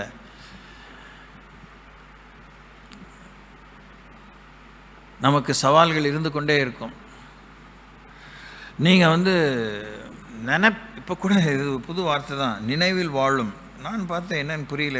ஐ have to go through it again. அது ரொம்ப இவ்வளோ மரியாதையான விஷயம் இல்லை. செத்தவங்களை நினைவில் வாழும்னா எனிவே அதை பற்றி இப்போ நம்ம டிபேட் பண்ண வேண்டாம். இது ரொம்ப முக்கியம். நினப்பு வரும்போதெல்லாம் கர்த்தருக்குள்ளே உங்கள் வாழ்க்கையை ஸ்திரப்படுத்தி கொள்வதற்கு ஸ்தோத்திரமும் கீழ்ப்படுதலும் வேத வசனத்தின் மனப்பாடமும் அப்பியாசத்தின் முயற்சி உங்கள் வாழ்க்கையில் இருந்தே ஆகணும். இல்லாத பட்சத்தில் பூமராங் மாதிரி சொல்லட்டி உங்களை எப்படி அழிக்கலான்னு பிசாசு யோசிப்பான். ஒரு சின்ன வெளிப்படையான ஒரு எக்ஸாம்பிள், இந்த விவசாயியுடைய போராட்டம். எவ்வளோ அரசாங்கம் அரண்டு போயிடுச்சுன்னா, அவங்களுமே இந்த காலையில் வைக்கும்போது நல்லா தான் இருந்துச்சு. இந்த திருவிருந்து கொண்டு வந்து இங்கே வைக்கும்போது அதுக்குள்ளே பயங்கரமாக எங்கேருந்து ஒரு எறும்பு வெளியே காமிச்சு பெரிய அட்டகாசம் இங்கே நடந்துருச்சு இல்லை. அதுக்குள்ளே இப்போ ஃப்ரெஷ் ஜூஸ் தான் இங்கே வச்சுருக்குறோம். சுற்றி போட வேண்டியிருக்கு எறும்பு மருந்தெல்லாம். நம்மளை சுற்றி இப்படிப்பட்ட சோதனைகள் வந்துக்கிட்டே இருக்கும். நீங்கள் சீஷத்துவத்தின் அடிப்படை உபதேசங்களில் ஊன்ற கட்டப்பட வேண்டும். கற்று தந்து நடத்துகிறீர், கண்டித்து உணர்த்தி போதிக்கிறீர். அடுத்தவனை கண்டிக்கிறதுக்கே நமக்கு புத்தி போதை ஒழிய நம்ம வாழ்க்கையில் நமக்கே நம்ம கண்டிச்சுக்கிறது இல்லை. You have to learn to discipline your self.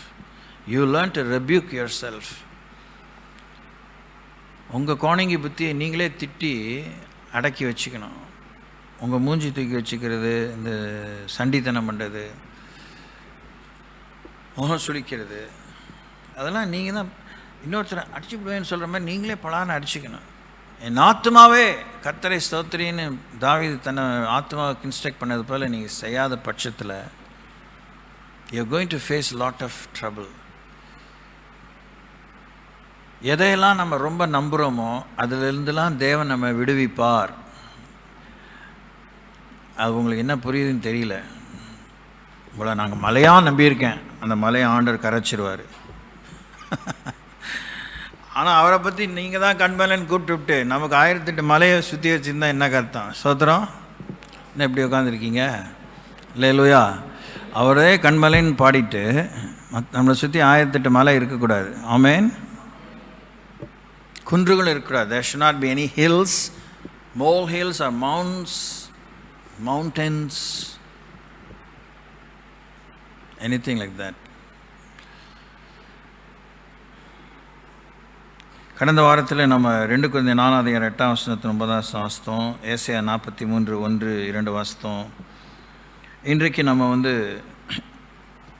ஏசாயா 43:1-2 இன்னொரு தடவை வாசிச்சுட்டு கொலோசியர் 1:16-17 வாசிப்போம். Book of Isaiah chapter 43 verses 1 and 2.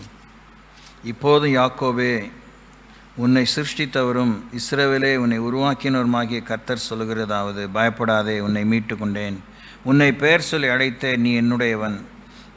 நீ தண்ணீர்களை கடக்கும்போது நான் உன்னோடே இருப்பேன், நீ ஆறுகளை கடக்கும்போது அவைகள் உன்மேல் புரளுவதில்லை, நீ அக்கினியில் நடக்கும்போது வேகாதிருப்பாய், அக்கினி ஜுவாலையும் பேரில் பற்றாது. தெரிஞ்சுக்கிட்டவனுக்கு தான் இந்த கஷ்டம். தெரிஞ்சுக்கிட்டவன் தான் பார்த்து சொல்கிறார், உன்னை உருவாக்கினேன், நீ பயப்படாத, உன்னை நான் மீட்டு கொண்டேன். இன்னுமே நடக்கலை, ஆனால் ஏற்கனவே ஆண்டவர் மீட்டு கொண்டார். ஏற்கனவே நமக்கு காவல் ஆண்டவர் வாக்கு பண்ணிட்டார். ஏற்கனவே நம்ம நிர்வாகம் நிர்மூலமாக அது நிலையாக இருக்கணும்னு சொல்லி ஆண்டவர் அதற்கு உத்தரவாதம் கொடுத்துட்டார். நீ பயப்படாத, ஆனால் நீ தண்ணீர் வழியாக போவ, நீ ஆறுகள் மேலே ஆறுகளெல்லாம் கடந்து போவ, நீ அக்கினியின் மூடாக நடப்பார்.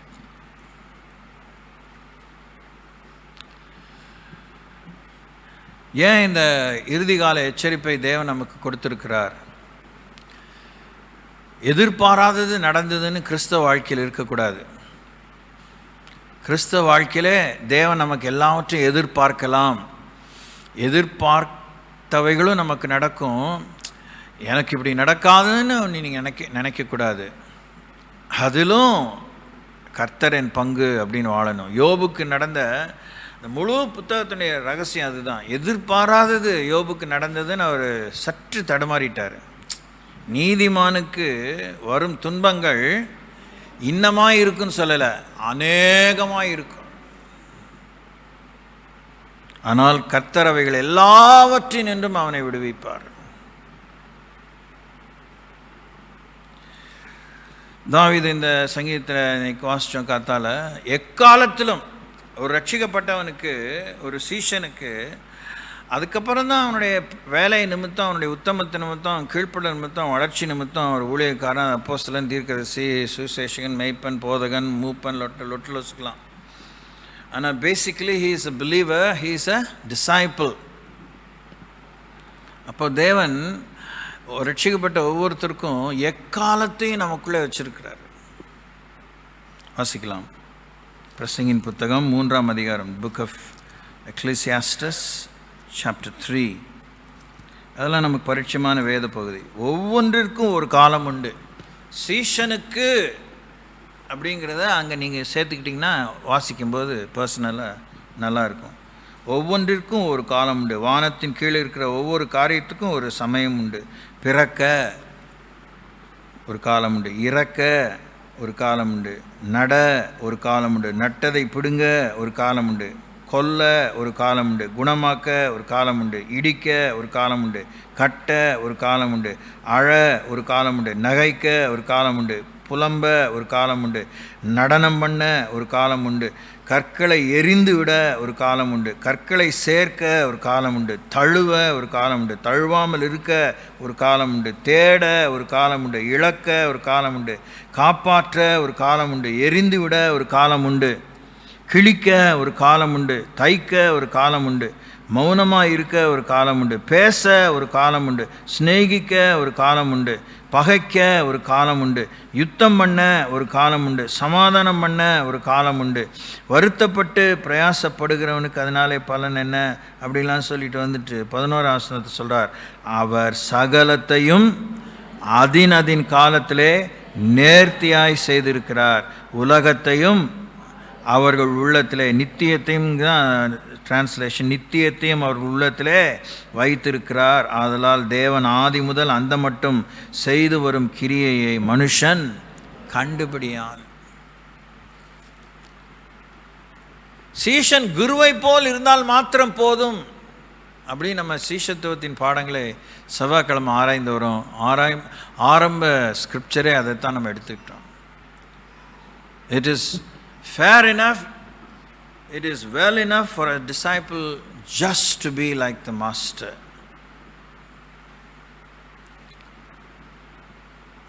விசுவாசிக்கிறவன் நான் செய்த கிரியைகளை தானும் செய்வான், அவைகளை பார்க்கலாம் பெரியவைகளை செய்வாங்கிற அந்த பேராசை தான். ஆண்டவர் ஒரு சாத்தியக்குறை சொன்னால், நிர்வாகமே இல்லாத விஷயத்தில் முதல்ல நிர்வாகத்தை தான் தேடணும், அஸ்திபாரத்தை தான் ஸ்திரப்படுத்திக்கணும், அதில் வளர்ந்து நிலை நிற்கணும், அதுக்கப்புறம் ப்ரமோஷனை பற்றி யோசிக்கணும்.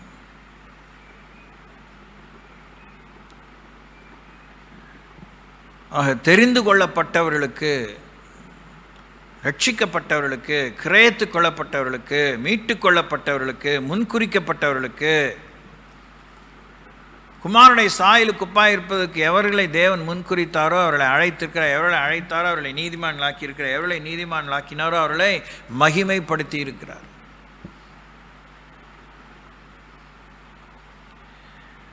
நூதனமாக காதுக்கினிய பசப்புற ஏமாத்தமாக மாறக்கூடிய முடவன் கொம்புத்தேனுக்கு ஆசைப்பட்ட விஷயத்தெல்லாம் சமயம் தூரமாக தொலைக்காட்சியில் எங்கேயுமே தேடி அலையாதீங்க. சுகம் ஆரோக்கியமான வசனங்களை நீங்களே தியானம் பண்ணி உங்கள் மனதை நிதானமாக வச்சுக்கோங்க. நாம் மூழ்கி போகிறது இல்லைன்னா நம்ம மூழ்கி போகிறதில்ல. மூழ்கி போகிறதுல தான் கடவுள் சொன்னார். தண்ணி கழுத்துக்கு வரைக்கும் வராதுன்னு சொல்லலை, தண்ணி கழுத்துக்கு வரைக்கும் வரும். அதுக்கு தான் எசேக்கியேல் புத்தகத்தை சொல்லியிருக்காங்க, நீச்சல் ஆழம்னு சொல்லியிருக்காரு. நீச்சல் தெரியாட்டினாலும் நீ கச்சா முச்சான்னு இது அப்படி இப்படி உருண்டு பரண்டு நீ முழுகிறது இல்லை, டெட்சி மாதிரி ஆயிரும் தோத்திரம். ஆனால் டெட்சிலே அவர் ஸோ டெரரைஸ்ட். எனக்கும் தண்ணிக்கு ரொம்ப தூரம். அங்கே இஸ்ரேலில் ஐயோ கடவுளே, அது உப்பு கரைக்கிற ஒரு கடல், சவக்கடல். சரி, அது நம்முடைய பாயிண்ட் இல்லை. தண்ணீர்களை கடக்கும்போது அவைகள் உண்மையில் புரளுவதில்லை. ஆறுகளை கடக்கும்போது நீ மூழ்கி போவதில்லை. அக்கினியின் கூட நடக்கும்போது அக்கினி ஜுவாலை உன் பேரில் பற்றாது.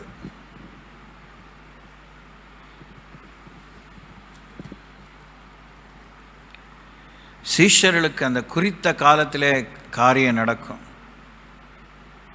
இங்கே என்ன தான் உருண்டு பரண்டாலும் கர்த்தர் குறித்த நேரத்தில் எஃபர்ட்லெஸ்ஸாக ஆண்டவர் அவங்களை தூக்கிடுவார். Price the Lord.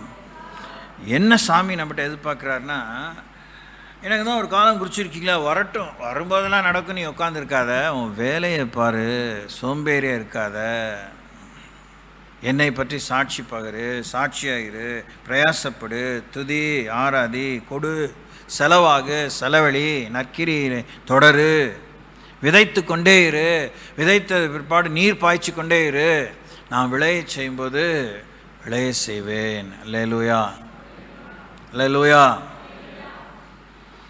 சீஷர்கள்ட்ட நம்ம காண வேண்டிய இன்னொரு பெரிய விஷயம், இன்னொருத்தரை கம்பேர் பண்ணாதீங்க, இன்னொருத்தரை காப்பி அடிக்காதீங்க. ஒவ்வொருத்தருக்கும் ஒவ்வொரு வேலையை ஆண்டவர் கொடுத்துருக்கிறாரு. உங்கள் வேலையை செய்கிறதுல கவனமாக இருங்க, உங்கள் வேலையை செய்கிறதுல கவனமாக இருங்க. உங்கள் வேலையை முடிச்சுட்டு உதவியாக இருக்க, இல்லை உதவியை செய்யும்படி அழைக்கப்பட்டால் உதவி செய்ய போங்க. இன்னொருத்தர் செய்கிற வேலையை கெடுக்காதீங்க. மேயிற மாடு, நக்கிற மாடு மேயிற மாடு நக்கி கெடுத்துச்சாங்கிற மாதிரி அசிங்கமாக ஒருத்தர் வேலை இருக்கும்போது டோன்ட் யூ டிஸ்ட்ராக்ட் தெம். சோத்திரம், சத்தமே இல்லை. வாசிக்கலாம். கொலோசியர்கள் நிருபம் 1ஆம் அதிகாரம் 16-17 வசனங்களை வாசிப்போம். ஏனென்றால் அவருக்குள், இயேசு கிறிஸ்துக்குள் சகலமும் சிருஷ்டிக்கப்பட்டது, பரலோகத்தில் உள்ளவைகளும் பூலோகத்தில் உள்ளவைகளுமாகிய காணப்படுகிறவைகளும் காணப்படாதவைகளுமாகிய சகல வஸ்துக்களும், சிங்காசனங்களானாலும் கர்த்தத்துவங்களானாலும் துரைத்தனங்களானாலும் அதிகாரங்களானாலும் சகலமும் அவரை கொண்டும் அவருக்கென்றும் சிருஷ்டிக்கப்பட்டது. அவர் இயேசு எல்லாவற்றிற்கும் முந்தினவர், எல்லாம் அவருக்குள் நிலை நிற்கிறது. அவரே சபையாகிய சரீரத்துக்கு தலையானவர், எல்லாவற்றிலும் முதல்வராய் இருக்கும்படி அவரே ஆதியும் மரித்தோரிலிருந்து எழுந்த முதற் பேருமானவர். அடிக்கிட்டே போறார்.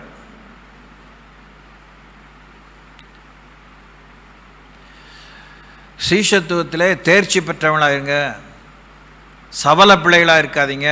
எப்போ பார்த்தாலும் கத்தட்ட வந்து விரலை சப்பிக்கிட்டே இருக்கிற மாதிரி பிள்ளைகளாக இருக்காதீங்க.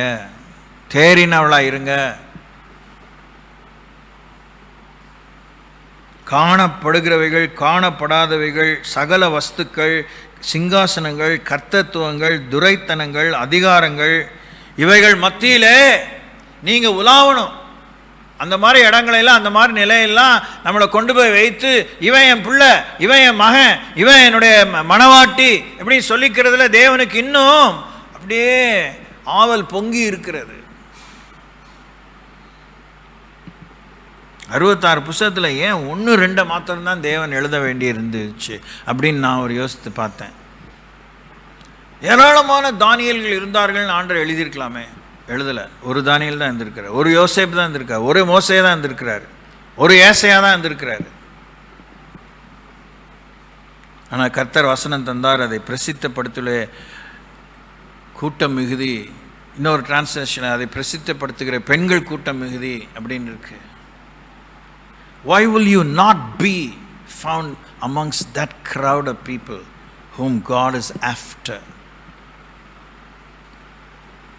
அதை தயவுசெய்து யோசிங்க.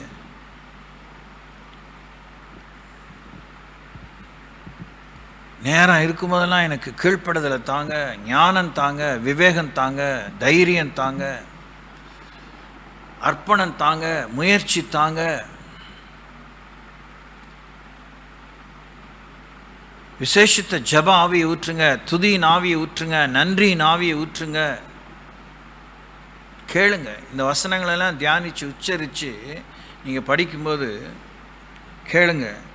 சகல பரிபூர்ணமும் இயேசு கிறிஸ்துக்களே வாசமாயிருக்கும். அவர் சிலுவையில் சிந்தின இரத்தத்தினாலே சமாதானத்தை உண்டாக்கி பூலோகத்தில் உள்ளவைகள் பரலோகத்தில் உள்ளவைகள் யாவையும் அவர் மூலமாய் தமக்கு ஒப்புரவாக்கி கொள்ளவும் அவருக்கு பிரியமாயிற்று.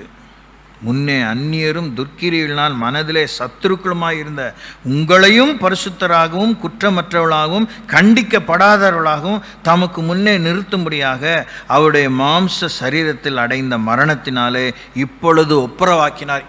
எவ்வளோ பெரிய விஷயத்தை சாமி நமக்காக செஞ்சிருக்கிறார். என்ன ஒரு பாசிபிலிட்டியை நமக்குள்ள வச்சிருக்கிறாரு.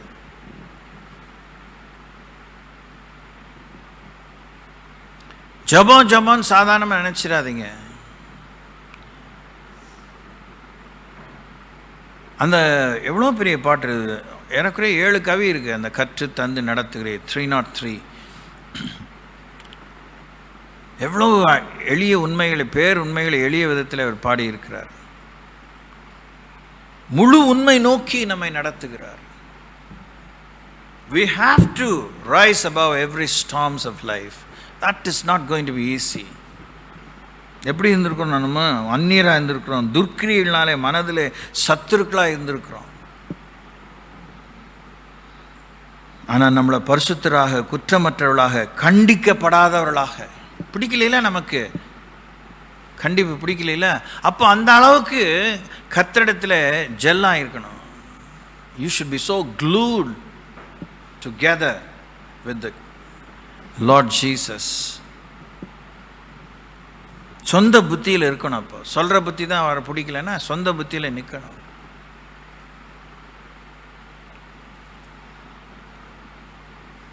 இவ்வளவும் கேட்டுட்டு அல்பத்தனமாக உலகம் பணம் சம்பாத்தியம் சாப்பாடு இப்படி மாத்திரம் போயிடாதீங்க. இது மத்தியில் தான், பசியின் மத்தியில் தான் தேவனை தேடணும், தாகத்தின் மத்தியில் தான் தேவனை தேடணும். நேற்று கூட லேடிஸ் மீட்டிங்கில் கேட்டோம்ல, தாகத்துக்கு தான் சமாரிய ஸ்திரீட்ட ஆண்டவர் கேட்டுட்டு ஜீவ தண்ணீர் நான் உனக்கு கொடுப்பேன் அப்படின்னு சொல்கிறாரு. God wants to answer your prayer differently. இங்கே சொல்கிறதெல்லாம் உங்களுக்கு தீர்க்க தரிசனம் தான். அந்நிய பாஷை பேசி கூச்சல் போட்டு வியாக்கியானம் பண்ணி எனக்கு ரொம்ப வாரம் இருக்குன்னு காமிச்சிக்கிறதுக்கு எனக்கு தெரியாமலாம் கிடையாது. I don't have to do it. அதோட இங்கே பெரிய பிரமாதமான வசனங்கள் இருக்குது. That holds more water than what I would want to shout. கவனிங்க, ஏற்ற துணையாக இருக்கிற பெண்கள் வீட்டுக்காரரை வேலைக்கே மாத்திரம் அனுப்பிச்சிட்டு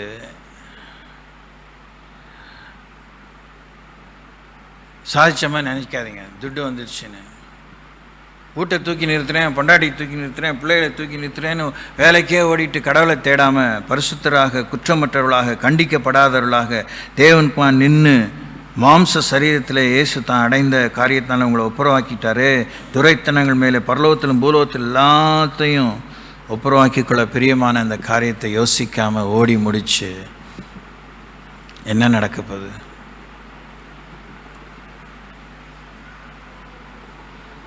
ஹென்றி யதார்த்தமாக தான் ஒரே ஒரு விஷயம், அவங்களுக்கே தெரியும், ஹேமலதாவுக்கு தெரியும். ஜாண்டிஸ் வந்து குடிக்கலாமா? விமர்சிக்கிறதுக்கு இங்கே யோசிக்கல. புத்தீனமாய் நெடுகு போய் தண்டிக்கப்படுறது தானே. அடைக்கலப்பட்டன வாசலில் செத்து போன அப்னேரை பற்றி தாவீது புலம்புறாரு. இஸ்ரேலில் எவ்வளோ பெரிய அதிபதியா நீ, எவ்வளோ பெரிய மிலிட்ரி ஜெனரல், இப்படி ஒரு பக்கி மாதிரி செத்து போனியே, அழுகுறான். பெரிய ஒப்பாரி வைக்கிறான்னு சொல்லி அந்த சாமியல் புத்தகத்தில் வாசிக்கிறோம்.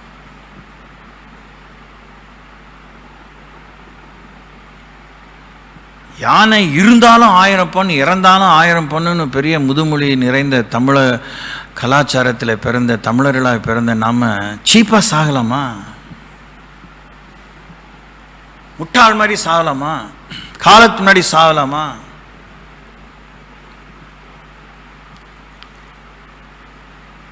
அடுத்தவனை பற்றி விமர்சிக்கிறதுக்கு வாய் வர நம்ம வாயால் எவ்வளோ சாகுறோம்? how much we are inviting death, destruction, poverty, sickness, curse.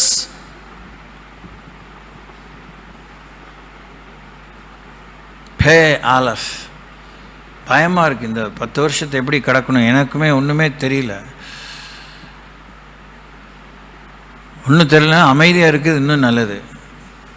நல்ல வார்த்தையை சொல்கிற வரைக்கும் சொல்கிறது பேசாமல் இருந்துக்கணும்.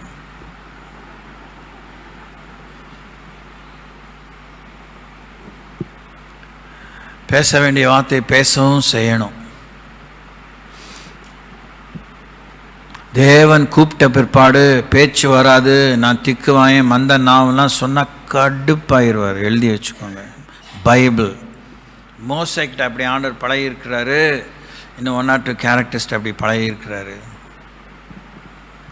சர்ச் ஹிஸ்ட்ரியில் நிறைய பேர்கிட்ட அப்படி பழகியிருக்காரு.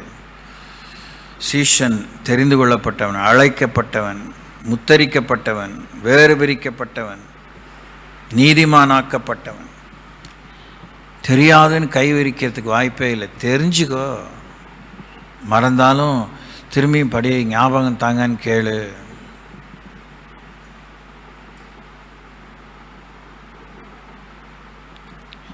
ராஜாவுக்கு மாத்திரம்தான் தூக்கம் வர விட மாட்டான்னு நினைக்காதீங்க. சீஷனுக்கும் தூக்கம் வர விட மாட்டார். அப்போ உட்காந்து படி, பைபிளை படி, யோசி, பேசுங்க சாமி, ஞாபகப்படுத்துங்க அப்படின்னு கேளு. தூக்கம் வராமல் பெட்டில் உருளாதீங்க, ஏஞ்சி உட்காருங்க. Believe me, trust me. எனக்கு எப்படி இந்த செய்திலாம் கிடைக்குதுன்னு நினைக்கிறீங்க? This is how I get my messages from God.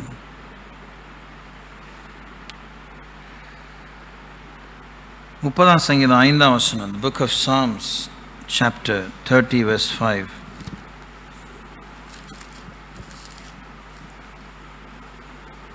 அவருடைய கோபம் 1 நிமிஷம், அவருடைய தயவோ நீடிய வாழ்வு. சாயங்காலத்தில் அழுகை தங்கும், விடியற் காலத்தில் களிப்பு உண்டாகும்.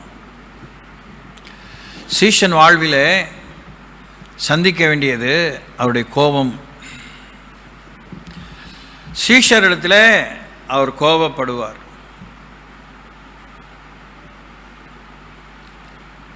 அவரை அறியாத இடத்துல தேவன் மனதுருக்கமாயிருப்பார். அவரோடு வைத்து தன்னுடைய ராஜ்யத்தின் நிர்வாகிகளாக தெரிந்து கொண்டவர்களை ஆண்டவர் உருவாக்கும் விஷயத்தில் அவர் கோபமாக இருப்பார். சில நேரத்தில் ஒரு நிமிஷம் கோபமாக தான் இருக்கும், அதுவே பெரிய பிரச்சனையாக இருக்கும். அவருடைய கோபம் ஒரு நிமிஷம், அவருடைய தயவோ நீடிய அவர் தயவு நீடிய வாழ்வு தான். ஆனால் அந்த ஒரு நிமிஷம் கோபத்தை நீங்கள் சந்திச்சு தான் ஆகணும். அந்த கோபத்தில் அவர் செய்கிறத நீங்கள் அவர் கொண்டு வர சீர்திருத்தத்தை, அவர் அனுமதிக்கிற சிக்ஷையை, அவர் அனுமதிக்கிற சீரமைப்பை, நற்சீர் பொருந்துதலை நீங்கள் அடைந்து தான் ஆகணும். தூங்காமல் நேராக உட்காந்து கேளுங்க. ஓடி போக முடியாது கடவுளுடைய வார்த்தையை விட்டு. கூட்டத்துட்டு ஓடி போயிடலாம், இன்னொரு 4 வாரம் சபைக்கு வராமல் இருக்கலாம். அந்த லூட்டிலாம் ஒன்றும் கதைக்காவாது. அவர் வசனத்தை விட்டு நீ எங்கேயும் ஓட முடியாது. Praise the Lord. அவருடைய ரத்தம் உண்மையிலே பூசப்பட்டிருக்கு. God will send his scriptures to somebody. He will cause many instances to happen from many corners of the world. ஒருத்தருடைய வார்த்தை பிடிக்கல, அப்பாவுடைய அம்மா அப்பா கண்டிப்பாக கர்த்தர் உங்களுக்கு எங்கேயோ கண்டிப்பாக வச்சுருப்பார். எதிர்பாராத வச்சு தலையில் ஒரு நொறுக்குன்னு ஒரு கொட்டு கொட்டுவார். உங்களால் ஒன்றும் பண்ண முடியாது. அப்படிலாம் மிரலாம், அப்படிலாம் நெஞ்செல்லாம் புடைக்க முடியாது. தலையை குறிஞ்சிட்டு திட்டிகிட்டே வரலாம். திட்டிகிட்டு வர்றதை விட சரி தப்புன்னு நான் இங்கே மாட்டிக்கிட்டேன், இப்போயாச்சும் எனக்கு புத்தி தாங்கன்னு நீங்கள் பணிவாக இருக்கணும். அல்லேலூயா, ஹல்லேலூயா. நான் சொன்னது தான் நிறுத்தி வச்சு உங்கள் மூஞ்சிலே ஒவ்வொருத்தர்கிட்டையும் நான் பேசுகிறதுக்கு இங்கே எனக்கு அபிஷேகம் இருக்கும்போது எனக்கு தைரியம் இருக்குது. நான் இறங்கினோன்னே எனக்கு தைரியம் இருக்காங்கிறது எப்பயுமே ஒரு கேள்வி தான். ஆனால் when I am standing here, I am a lion. Yes, I am. ஒருத்தரை பற்றி எனக்கு பயம் கிடையாது. இங்கே நான் நிற்கும்போது மூஞ்சியை பார்த்து கண்ணு பிதுங்கிற மாதிரி பேசிடுவேன். திறமை இல்லை, பொறுப்பு,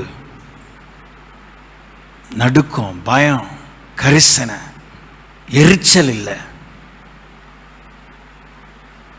அவருடைய கோபம் ஒரு நிமிஷம், அவருடைய தயவோ நீடிய வாழ்வு.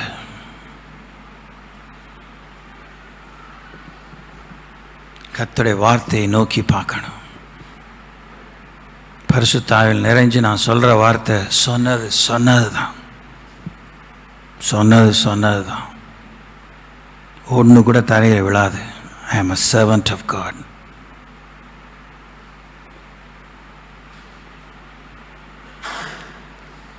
சவல பிள்ளை மாதிரி நடந்துக்காதீங்க. கர்த்தருடைய வார்த்தையை புரட்டாதீங்க. கர்த்தருடைய மனதுருக்கத்தை மாயாஜாலம் பண்ணி ஆண்டவரே அதெல்லாம் காமிக்காதீங்க. He don't have to remind God. He knows himself. He knows to behave himself. எப்படி நடந்துக்கணும் அவருக்கு தெரியும்.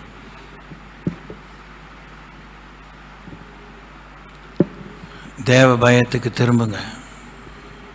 நெருக்கத்தின் காலத்தில் கீழ்ப்படுதலால் நசுக்குங்க பிசாசை. தேவ பயத்தால் பிசாசை ஒன்றும் இல்லாமல் ஆக்குங்க. பரிசுத்தால் அவளை ஒன்றும் இல்லாமல் ஆக்குங்க. அர்ப்பணத்தால் ஒன்றும் இல்லாமல் ஆக்குங்க. என்ன பெரிய பெரிய வார்த்தையெல்லாம் கொட்டி தான் பாடுறோம். என்ன நிர்வாகம் இல்லாமல் வாழ்ந்துட்டுருக்கோம். சாட்சி 4 பேருக்கு சொல்லி வாழுங்க. 4 பேருக்கு மத்தியில் அப்படியே வாசனையாக போங்க. அப்போ தான் தெரியும் who you are. வீட்டை விட்டால் 2/131 அதை விட்டால் அப்படிலாம் இதெல்லாம் கிறிஸ்தவம் கிடையாது. உங்கள் மார்க்கெட் பிளேஸில் நீங்கள் யார்? உங்கள் உறவில் நீங்கள் யார்? சொந்த பந்தத்து மத்தியில் நீங்கள் யார்? சம்பந்தம் பேசும்போது நீங்கள் யார்? விரும்புறதில் நீங்கள் யார்? எல்லாம் பேசுவாங்க. அபிஷேகம் ஊழியக்காரன் பேசுவான். நானும் இப்போ புத்தி சாந்தின பேசிட்டு இருக்கேன். எனக்கு புத்தி தடுமாறக்கூடாதுன்னே ஒரு பெரிய ஒரு ஜபம். Everyday ask Lord give me keep my mind intact. I am also very much tempted. சமயத்தில் நிறைய பழி பாவங்கள் என் மேலே வருது. அதான் மொழி பிதுங்கி வைப்பேன். ஆர்கியூ பண்ண மாட்டேன். யோசிப்பேன். wow, something I have to learn, be wakeful about.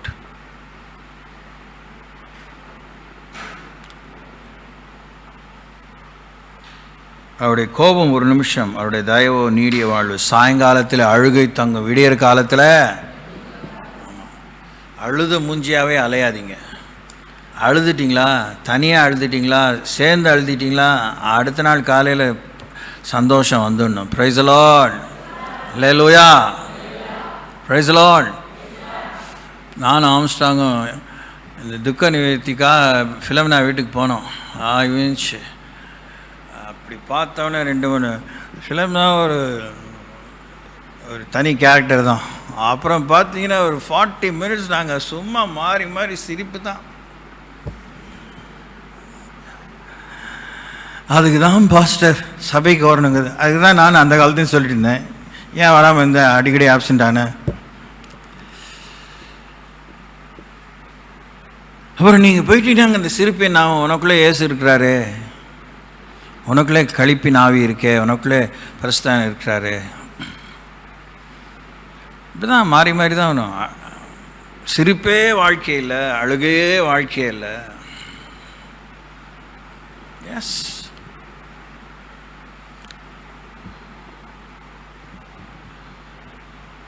யோவான் சுவிசேஷம் 16:33 வாசித்து பந்தி ஆசரிப்போம். Already time.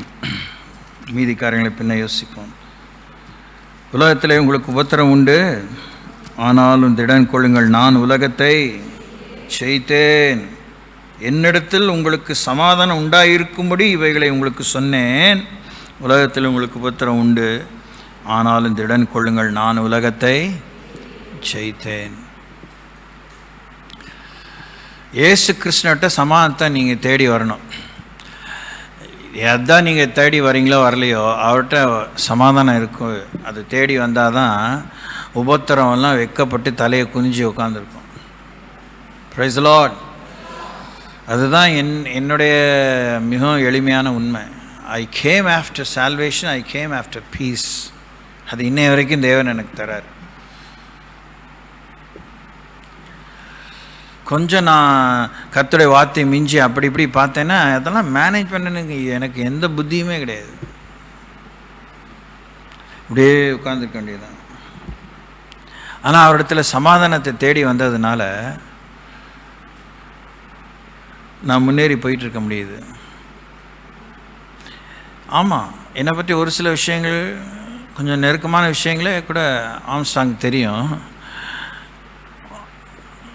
I am not disturbed. I am not, because I seek the peace of God.